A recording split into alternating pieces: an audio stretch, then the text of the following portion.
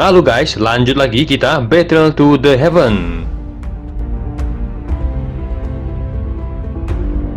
Xiaoyan tersenyum dan mengangguk. Dia tidak mengatakan apa-apa lagi. Kakinya melangkah di ruang kosong, dan tubuhnya bergegas ke arah Mutang sementara boneka langit mengikuti di belakangnya. Api 3000 membakar milikku. Gumam Xiaoyan dengan kilatan panas melintas di matanya. Bocah, kamu mencari kematian, teriak Mugu dengan dingin saat melihat Xiaoyan melesat ke depan. Xiaoyan mengabaikan teriakan itu. Boneka langit mengikutinya saat dia melesat makin cepat ke arah naga hitam. Ayo bunuh dia, teriak Mugu pada Mu Cheng yang telah terluka sebelumnya. Mu Cheng mengangguk mendengar teriakan Mugu. Keduanya melesat bersamaan dengan Douqi melonjak di tubuh mereka. Namun keduanya baru saja akan menyusul Xiaoyan ketika Qiuling tiba-tiba muncul dari ruang yang terdistorsi dan menahan keduanya. Wajah Mugu menjadi dingin saat dia melihat Qiuling muncul di hadapannya. Qiuling hanya tersenyum dingin di hadapan Mugu yang menatapnya dengan kejam. Douqi di tubuhnya melonjak saat dia melesat ke arah Mugu. Wajah Mugu sedikit berubah saat melihat Qiuling meluncur ke arahnya. Dengan kondisinya saat ini, dia bukan tandingan Qiuling. Matanya segera beralih ke Mu Cheng saat dia berbicara. Kita serang bersama. Mu Cheng mengangguk. Saat ini dia juga terluka parah oleh naga hitam. Senyuman dingin melintas di mata Qiuling saat dia melihat Mugu menyerang bersama. Tatapannya semakin ganas saat dia menyerbu ke depan. Mulong yang terlibat pertempuran sengit dengan King Hua juga merasakan kelompok Xiaoyan telah bertindak. Ekspresinya dengan cepat berubah saat dia mencoba melarikan diri dari pertempuran, namun King Hua terus menghalaunya. Benar-benar sial, saat itu aku bertemu Yao Chen ketika mencari api surgawi. Sekarang aku bertemu dengan muridnya dengan masalah yang sama. Lupakan saja, mungkin diriku tidak memiliki nasib seperti itu. Kali ini aku akan membantu bocah ini karena persahabatanku dengan Yao Chen, pikir King Hua seraya melihat Xiaoyan yang melesat ke arah naga hitam. Sementara itu kabut hitam terus melonjak dari tangan Mutang ke segala arah dan menghantam naga hitam, menyebabkan tubuh naga hitam nampak bergetar. Sepertinya dia tidak akan bisa bertahan lebih lama lagi, pikir Mutang tersenyum dingin saat melihat api hitam yang makin melemah. Tepat ketika Mutang melepaskan serangan jiwa-jiwa yang akan meledakkan diri mereka, boneka langit tiba-tiba muncul di belakangnya dengan melayangkan tinjunya, menyebabkan ekspresi Mutang segera berubah. Kabut hitam segera melonjak dari tangannya, akhirnya berubah menjadi rantai hitam yang memblokir serangan itu. Meskipun Mutang telah memblokir serangan itu, namun kekuatan tersisa masih mengguncang tubuhnya, hingga dia mundur 2 langkah sebelum menstabilkan tubuhnya. Ekspresinya gelap dan dingin saat dia mengangkat kepalanya dan melihat boneka langit berdiri di depan Xiaoyan. Bocah, apa kau sudah bosan hidup? Kata Mutang dengan dingin. Serang dia, kata Xiaoyan. Boneka langit segera meluncur saat mendengar kata Xiaoyan dan sekejap muncul di depan Mutang. Tinjunya membawa angin tajam saat akan menghantam kepala Mutang. Ekspresi Mutang sedikit berubah ketika dia melihat tinju yang meluncur ke arahnya, hingga ruang nampak berfluktuasi. Dia tidak berani meremehkannya dan segera melepaskan semua kekuatannya untuk menghadapi boneka langit. Xiaoyan hanya tersenyum melihat Mutang diserang boneka langit. Dia menoleh ke naga hitam yang nampak melemah. Namun dia menemukan cahaya bintang yang merembes masuk segera diserap oleh tubuh naga hitam, yang akan memulihkan kekuatannya. Xiaoyan terkejut saat melihat itu. Jika naga itu terus menyerap cahaya bintang, sepertinya kekuatannya akan pulih dalam waktu singkat. Pada saat itu akan sangat sulit untuk menghadapinya. Xiaoyan segera melangkah maju saat pikiran itu melintas. Dia melesat dan muncul di depan naga hitam. Api hijau giok melonjak di tubuhnya dan melilit naga hitam. Naga hitam menatap Xiaoyan dengan dingin di depannya. Ia terkejut saat melihat api hijau giok yang melonjak di tubuh Xiaoyan. Keserakahan tiba-tiba muncul di matanya. Jika dia dapat menelan api hijau itu, dia tidak perlu takut lagi pada 3 ketua menara pil. Xiaoyan melihat keserakahan di mata naga hitam dan tanpa sadar menggelengkan kepalanya. Petir melintas di bawah kakinya saat Xiaoyan muncul di atas naga hitam dan melayangkan tinjunya ke arah kepala naga hitam. Naga hitam segera mengayunkan ekornya dan menghantam tinju Xiaoyan dengan keras. Kekuatan yang mengalir menyebabkan Xiaoyan dan naga hitam mundur beberapa jarak. Naga hitam meraung ke langit sebelum membuka mulutnya dan pilar api hitam yang menakutkan segera melesat ke arah Xiaoyan. Xiaoyan hanya tersenyum saat melihat pilar api yang ditembakkan. Dengan kondisi naga hitam yang sudah lemah, dia dapat dengan mudah melawannya. Pilar api hitam dengan cepat tiba di mata Xiaoyan dan api hijau giok melonjak sebelum berubah menjadi perisai dinding api. Pilar api hitam akhirnya dengan keras menghantam dinding api menyebabkan kekuatan liar menyebar ke sekitarnya. Kilatan melintas di mata Xiaoyan saat dia melihat pilar api yang akhirnya melemah. Botol giok muncul di tangannya dan dilemparkan ke arah naga hitam sebelum akhirnya meledak. Cairan putih yang merembes keluar dari botol tiba-tiba meletus, menjadi gelombang kabut dingin yang membeku dan menyebar di sekitar naga hitam. Soyan tiba-tiba menghilang dan muncul di atas kepala naga hitam yang membeku. Dia mengepalkan tangannya dan botol giok pemberian Jian muncul di tangannya. Dia melemparkan botol giok itu dan dengan keras menghantam dahi naga hitam dan setetes darah emas merembes keluar. Tubuh naga hitam segera menegang ketika darah keemasan menyentuh dahinya. Ekspresi di matanya menunjukkan kebodohan. Di saat yang sama, simbol segel yang sama dengan segel di telapak tangan Soyan muncul di dahinya. Ini memang segel naga, pikir Soyan dengan sukacita liar melintas di wajahnya saat dia melihat segel yang sama itu. Naga hitam yang telah menjadi tumpul sesaat sekali lagi memulihkan pikirannya dan tampaknya telah memahami sesuatu. Kilatan dingin melintas di matanya saat dia menatap Soyan. Rasa dingin melonjak di hati Soyan saat dia melihat kilatan tajam yang memenuhi mata naga hitam. Dia segera teringat kata Jian. Jika dia tidak dapat mengendalikan naga api, maka dia yang akan dikendalikan. Naga api mengangkat kepalanya dan meraung ke langit. Di saat yang sama, segel di dahinya tiba-tiba memancarkan cahaya keemasan yang menyilaukan. Soyan melihat munculnya cahaya ini dan jiwanya tiba-tiba muncul di ruang kosong yang sangat asing yang dipenuhi dengan api hitam. Manusia yang bodoh, kata naga api di langit dengan kilatan dingin di matanya. Soyan melihat naga api di langit. Saat ini dia mengerti bahwa jiwanya berada di ruang spiritual dari naga api yang bermaksud mengendalikan jiwanya. Soyan mengangkat tangannya. Dia melihat segel di telapak tangannya dan sebuah pikiran melintas di benaknya. Kekuatan spiritual yang besar membentuk teratai hijau dan dia duduk bersila di atasnya. Matanya dengan tajam menatap naga api saat dia dengan senyum dingin berbicara. Binatang, tunjukkan padaku kemampuanmu. Naga api segera mengeluarkan raungan tajam dan api hitam di tubuhnya melonjak dengan liar dan meluncur ke arah Soyan. Soyan nampak tak bergeming saat menghadapi serangan liar dari naga hitam. Api hijau giok melonjak di tubuhnya, akhirnya berubah menjadi perisai bundar yang menyelubungi tubuhnya dan memblokir serangan pilar api. Wajah Cao Ying dan lainnya nampak tegang saat melihat Soyan dan naga hitam yang tiba-tiba menjadi diam. Apa yang terjadi? Gumam Cao Ying mengerutkan keningnya. Mereka sepertinya telah mengubah cara bertarung.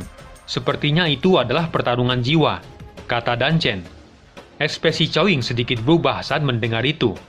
Dengan bisa melakukan pertarungan jiwa, sepertinya kekuatan spiritual Soyan telah mencapai tingkat tertentu. Tidak ada gunanya khawatir sekarang. Mengganggu salah satu dari mereka pada saat ini hanya akan menyebabkan luka yang sangat serius. Kita hanya bisa lihat dan menunggu. Sementara itu Mugu juga terkejut. Dia tahu bahwa itu adalah kesempatan yang terbaik untuk menyerang. Tahan dia. Aku akan menyerang bocah itu, kata Mugu dengan dingin. Mu Cheng nampak ragu sejenak sebelum mengangguk. Ekspresi Qiuling menjadi dingin saat dia melihat Mugu yang berusaha lari dari pertempuran. Dia baru saja akan mengejar ketika Mu Cheng melepaskan serangan balik yang sangat gila dan menarik dia kembali ke pertempuran. Cao Ying, hentikan dia, teriak Qiuling dengan dingin. Cao Ying dan lainnya segera mengangguk saat mendengar itu. Namun mereka baru saja akan bergerak ketika dua orang dari Sekte Jiwa segera memblokir mereka bertiga. Pada saat ini semua orang telah tertahan. Mereka hanya bisa melihat Mugu yang dengan cepat meluncur ke arah Soyan. Kekejaman melintas di mata Mugu saat dia melihat Soyan dan naga hitam dari dekat. Api biru melonjak dari telapak tangannya saat dia akan menghantam kepala Soyan.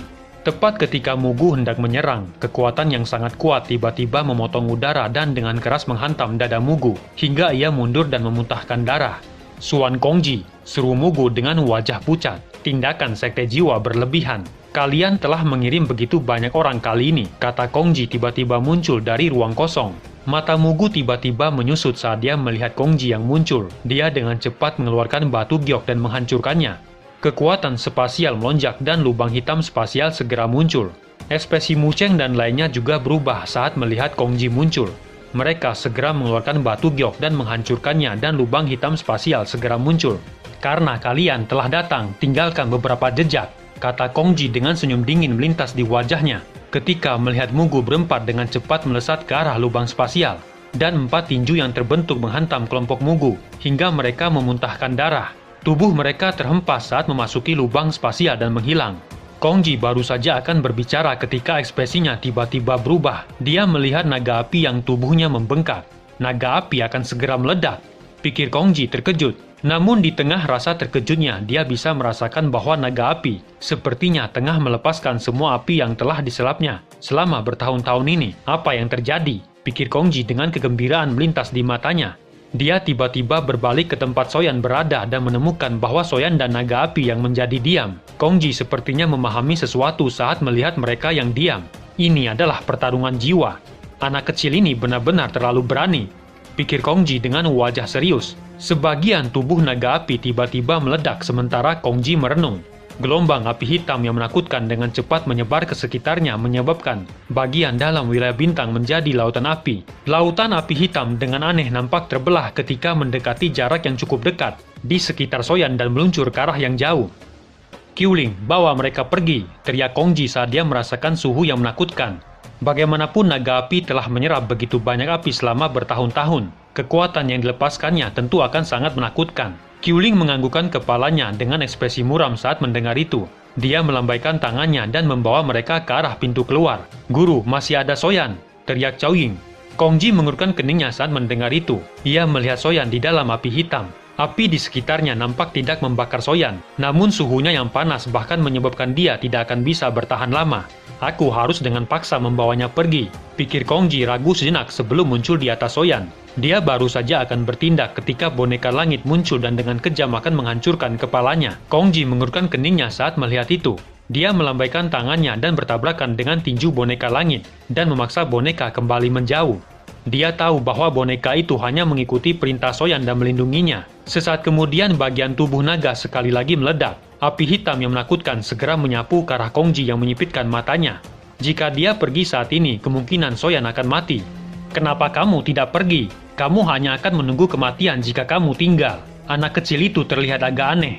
Sepertinya tidak ada hal buruk yang akan terjadi padanya, teriak Qinghua saat tubuhnya melewati Kongji dan melesat pergi. Di saat yang sama, api hijau di tubuh Soyan tiba-tiba melonjak dan menyelubungi tubuhnya. Kongji akhirnya berhenti ragu-ragu. Sepertinya Soyan memiliki rencananya sendiri. Anak kecil, karena kamu bersikeras, selanjutnya akan bergantung padamu. Gumam Kongji menghela napas sebelum berbalik dan pergi dari tempat itu. Dia baru saja akan keluar ketika dia dengan marah melihat dua orang sekte jiwa yang terjebak dan melambaikan tangannya. Kekuatan melonjak dari tangannya dan membungkus keduanya sebelum melemparkan mereka ke lautan api hitam. Pintu spasial di atas menara pil nampak beriak ketika banyak sosok manusia melarikan diri dan bergegas keluar. Tutup wilayah bintang, teriak Kongji yang melesat keluar dari pintu spasial. Ekspresinya nampak tenggelam saat melihat lautan api hitam yang bergerak mendekat. Xuan Yi dan Tianli terkejut ketika mereka mendengar teriakannya. Segel di tangan mereka berubah dan pintu spasial dengan cepat menghilang. Apa yang terjadi? Kata Xuan Yi buru-buru bertanya.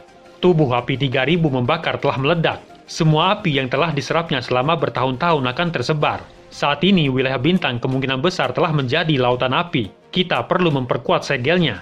Jika tidak, kota pil akan hancur, kata Kongji menjawab dengan serius. Ekspresi Xuan Yi dan Tianli nampak berubah saat mendengar itu. Jika itu terjadi, mereka bahkan harus mencari perlindungan sementara. Itu benar, di mana Soyan? Tanya Xuan Yi. Kongji ragu sejenak sebelum menjawab. Dia masih di wilayah bintang.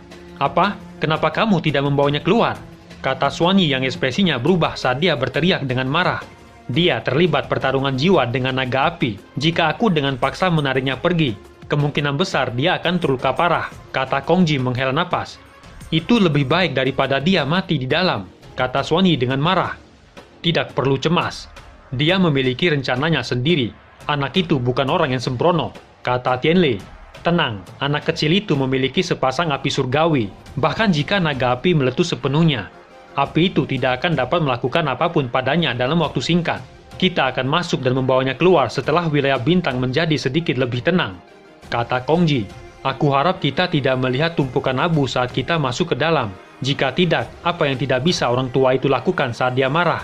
Kata Xuan Yi melambaikan tangannya sebelum berbalik dan berjalan ke menara pil dengan marah. Kongji dan Tianli hanya bisa menggelengkan kepala tanpa daya ketika mereka melihat itu. Di dalam ruangan menara pil nampak Xiaoyi dan lainnya sedang berdiskusi. Apa katamu? Xiaoyan masih di dalam? Kata Xiaoyi memandang Qiuling di depannya dengan marah. Ekspresi Tianhuo juga sedikit berubah saat mendengar berita itu. Qiuling tersenyum getir saat melihat kemarahan hebat dari Xiaoyi. Ini bukannya kita tidak mencoba untuk menyelamatkan Xiaoyan, tapi dia terlibat pertarungan jiwa dengan naga api. Jika kita membawanya dengan paksa, dia akan terluka parah. Selain itu, ada boneka yang tidak membiarkan orang lain mengganggunya, kata Qiuling seraya menangkupkan tangannya. Dengan kekuatan ketua Kongji, kemungkinan boneka itu tidak akan bisa menghentikannya, bukan? kata Xioi dengan marah menjawab. Ketua mengatakan setelah situasi di wilayah bintang menjadi lebih baik dalam beberapa hari, mereka akan memasukinya. Dan dengan paksa mengeluarkan Xiaoyan, kata Qiuling menghela napas. Bagaimana jika mereka gagal menemukannya saat itu? Apakah Xiaoyan bisa bertahan hidup setelah beberapa hari di dalamnya? Kata Xioi dengan kemarahan yang melonjak. Namun sebelum Xioi akan meledak dalam kemarahan, Jian tiba-tiba menarik tangannya. Tenang, Xiaoyan masih hidup, aku bisa merasakannya. Xioi terkejut saat mendengar kata Jian dan dengan ragu menatapnya. Wajahnya yang tegang akhirnya perlahan menjadi tenang. Saya akan mencari ketua Kongji 3 hari dari sekarang. Jika mereka tidak membuka wilayah bintang pada saat itu, aku akan menerobosnya sendiri. Kata Xioi melambaikan tangannya dan berbicara dengan suara yang dalam. Kalau begitu aku pergi dulu. Kata Qiuling tersenyum getir dan hanya bisa menganggukkan kepalanya. Bagaimana kamu bisa merasakannya? Kata Xioi menoleh dan menatap Jian. Aku telah menanam segel naga di tubuhnya. Jika sesuatu terjadi padanya, segel naga di tanganku juga akan hilang. Kata Jian menjulurkan tangannya dan melihat segel yang memancarkan cahaya keemasan. Segel ini memancarkan cahaya emas, itu artinya kondisinya cukup baik dan nyawanya tidak dalam bahaya apapun. Kata Jian dengan nada serius. Xioi menghela napas lega saat melihat itu. Dia merenung sejenak sebelum matanya melihat ke langit di luar menara pil. Di dalam lautan api hitam yang tak berujung, nampak Xiaoyan sedang duduk bersila. Api hijau nampak menyebar dan menutupi tubuhnya yang ilusi saat dia duduk bersila di atas teratai api hijau. Tubuhnya tidak bergerak meskipun terus dihantam pilar api hitam, menyebabkan perisai api hijau membentuk banyak riak. Namun pilar api tidak dapat menembus perisai api hijau. Manusia rendahan, kamu berani bertarung hidup dan mati denganku, kata naga api yang menjadi sedikit kesal. Dia bisa merasakan kekuatannya yang mulai melemah. Ia juga merasa sedikit aneh saat merasakan kekuatan Xiaoyan perlahan melonjak meskipun dia telah menyerangnya dengan keras. Xiaoyan juga merasakan perubahan yang aneh saat naga hitam menyerangnya dengan kejam. Ia bisa merasakan kekuatan yang perlahan mengalir ke tubuhnya. Perubahan semacam ini sepertinya karena segel naga yang telah ditanamkan Jian. Setelah penantian yang pahit, Xiaoyan akhirnya membuka matanya. Senyuman tipis muncul di wajahnya. Sekarang giliranku, kata Xiaoyan perlahan bangkit. Kegelisahan melonjak di mata naga hitam ketika melihat Xiaoyan berdiri. Xiaoyan melambaikan tangannya dan penghalang api perlahan menyusut. Duci hijau melonjak di tubuhnya saat dia melangkah maju dan gelombang api perlahan terbentuk setiap kakinya berjalan menuju naga api. Naga api membuka mulutnya dan pilar api yang besar meluncur ke arah Xiaoyan. Xiaoyan hanya tersenyum tipis saat melihat serangan itu. Dia dengan lembut melambaikan tangannya dan pilar api hijau giok melesat keluar dan bertabrakan dengan pilar api hitam. Pilar api hitam bertahan sesaat sebelum dihancurkan. Kekuatan tersisa dari pilar api hijau segera menghantam naga api di tengah teriakan tajam. Kamu terlalu lemah, kata Xiaoyan mengepalkan tangannya. Manusia rendah yang sombong, kata naga api dengan kemarahan melonjak di matanya. Raungan tajam bergema dan api hitam berubah menjadi banyak naga api kecil saat mereka menyerang Xiaoyan dan menghantam tubuhnya. Gelombang udara panas yang menggerikan terus menyebar dan lautan api menutupi tempat Xiaoyan berdiri sebelumnya. Naga api nampak tersengal setelah melepaskan serangan besar seperti itu. Matanya memandang lautan api di udara dan terkejut ketika melihat Xiaoyan perlahan keluar dari lautan api. Xiaoyan tersenyum dingin saat dia berdiri di lautan api dan mengangkat tangannya. Segel naga di telapak tangannya nampak bergetar dan meletus dengan cahaya keemasan yang mengejutkan.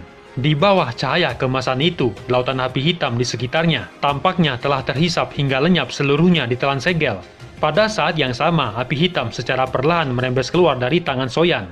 Ketakutan melonjak di mata naga api saat melihat itu dan tubuhnya terus mundur. Kau telah kalah, kata Xiaoyan tersenyum saat dia mengamati naga api yang terus mundur. Cahaya keemasan melonjak di telapak tangannya dan mulai menarik naga api mendekat. Tubuh naga api yang besar dengan cepat menyusut saat mendekati segel naga. Akhirnya berubah menjadi cahaya api yang memasuki segel di telapak tangan Xiaoyan. Xiaoyan menghela napas lega saat dia melihat naga api yang telah masuk ke tangannya. Dia melihat ruang kosong spiritual dan mengepalkan tangannya. Ruang di sekitarnya mulai berubah dan akhirnya hancur. Xiaoyan yang duduk bersila di dalam wilayah bintang perlahan membuka matanya setelah ruang spiritual dihancurkan. Api hijau dan hitam nampak menyala di matanya saat dia menatap naga api yang sudah melemah. Dia perlahan berjalan ke naga api kecil dan meletakkan tangannya di dahinya. Kekuatan hisap melonjak dan naga kecil berubah menjadi api hitam yang perlahan terbang memasuki mulutnya. Inti api baru saja memasuki tubuhnya ketika gelombang panas yang membakar diam-diam menyebar dari dalam. Xiaoyan dengan cepat duduk bersila. Saat ini dia perlu menyempurnakan api 3000 membakar dan kemudian menggabungkannya dengan api hijau giok. 1 bulan kemudian, pintu wilayah bintang dibuka untuk pertama kalinya dan Kongji mencoba masuk sendiri. Namun dia akhirnya melarikan diri dengan menyedihkan setelah berada di dalam selama kurang dari 5 menit. Bahkan dengan kekuatannya, dia hanya mampu melakukan perjalanan 1000 meter karena suhu yang sangat tinggi. Hati semua orang berangsur tenggelam ketika mereka melihat keadaan Kongji yang menyedihkan. Bahkan dia tidak dapat bertahan lama di wilayah bintang. Bagaimana dengan Xiaoyan? Sementara semua orang memperkirakan yang lebih buruk terjadi, satu-satunya harapan Xiaoyi adalah segel naga di tangan Jian. Jika segel naga itu tiba-tiba menghilang, kemungkinan Xiaoyi akan runtuh. Dengan berjalannya waktu, semakin banyak orang mengira Xiaoyan sudah tewas. Mereka tak mengira juara pertemuan pil ini akan berakhir dengan nasib yang menyedihkan. Namun di saat semua orang berhenti berharap, bagian dalam wilayah bintang yang seperti kematian tiba-tiba bergetar.